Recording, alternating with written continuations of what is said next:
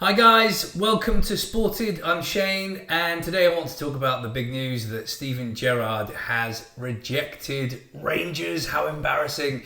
He's rejected them after talks, so I want to discuss that in further detail. Now, as a Liverpool fan, massive hero for us, one of the greatest alongside Rushy and Dalglish. So he's an absolute hero, and obviously, first time around, he went in there, won the league. He was there for 3 years, I believe, and stopped Celtic winning 10 in a row. So he is an absolute cult hero, legend there, although he was only there for 3 years. Really got them going, left them in a good place. So it looked like he at one point was ready to go in, and we thought, yeah, makes sense. He wants to get his career back on track after a less than impressive or successful time at Aston Villa and then again in Saudi. So his stock has fallen after being high at Rangers. So you could see the logic of wanting to go back, and also, you know, after the shambles that was Russell Martin going in and managing Rangers, and it didn't go well. It didn't go well at all. For someone to start digging out players after the first few games is not good form, and once the fans turn against you, that's it. You know, they're singing, and he had to singing against him after the first few games, and they even had to get a private escort for one of the games. So when that starts happening, you're on borrowed time, and it just didn't seem to fit. The profile wasn't there. So a strange appointment, Russell Martin. Didn't really seem to fit, but I can see the logic of wanting to reappoint Gerrard. It seemed to fit. They meshed well first time. Although they say the classic saying, never go back, sometimes it can work. So I can see the logic of both using each other to get more success and getting back on track, because Rangers have fallen further behind Celtic, way behind now, and they've got some making up to do. So you could see why the owners might want to go back to Gerrard.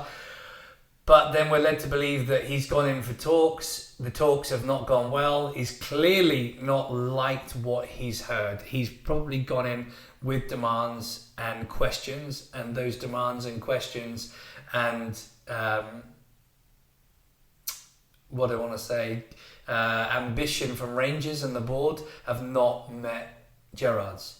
They've not aligned, so he clearly didn't like what he heard in where Rangers are and where they want to be, their ambition going forward. So they didn't align, and he's walked away, which I'm surprised about. I thought that they do all they can. Rangers, now questions have got to be asked about the Rangers board. What's been said, it's never going to come out. It's going to stay behind closed doors. It's a private conversation between the board and Gerrard. So, but it would be interesting to know what was said and why has he walked away, because you feel like this would be the right fit for Gerrard at this time in his career, to go again and get more experience and potentially more success at Rangers, where he's already a hero. So it's a strange one, but I guess Rangers now will have to look elsewhere. There's other people that they're interviewing, that they were going to interview anyway, so it wasn't always just about Gerrard, but you kind of felt like the fans wanted him.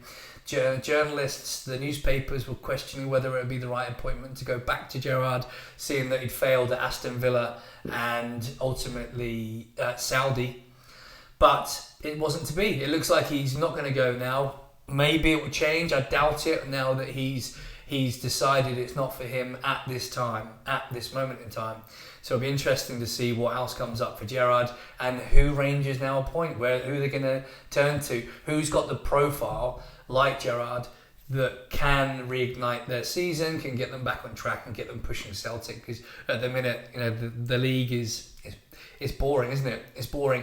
The only time I started to watch Scottish football was A, the derby, and B, when Gerrard was there. So it's precarious time at the minute for Rangers to bridge the gap and try and get closer to Celtic. So yeah, it'd be interesting. What do you think anyway? Do you think Gerrard was wrong to turn down Rangers? Do you think it would have been right? Do you think the board have failed Rangers? Are they not ambitious enough to meet Gerrard's requirements and ambition?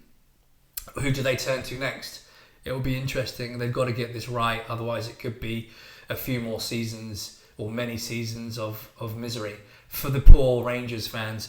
And in Scotland, it's important you have two clubs, mainly always Rangers and Celtic, that go at it. So you've got some kind of championship title race. Otherwise, it's boring. No one wants to watch it, and that's in turn not going to sell tickets. They're not going to get the revenue from TV. No one's going to turn onto it. I don't watch it anymore because it's boring. So they've really got to bear this in mind. So Rangers have got a duty of care for Scottish football, let alone their club, to get their next appointment right. Otherwise, the sales, the viewing figures, everything will just plummet.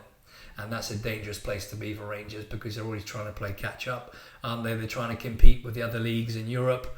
Domestically, it's always fairly strong, but you can tell there's a gulf when they go into Europe, and they traditionally don't do well. So interesting stuff. But yeah, what do you think? Do you think Gerrard was wrong to walk away? What's the next appointment going to be?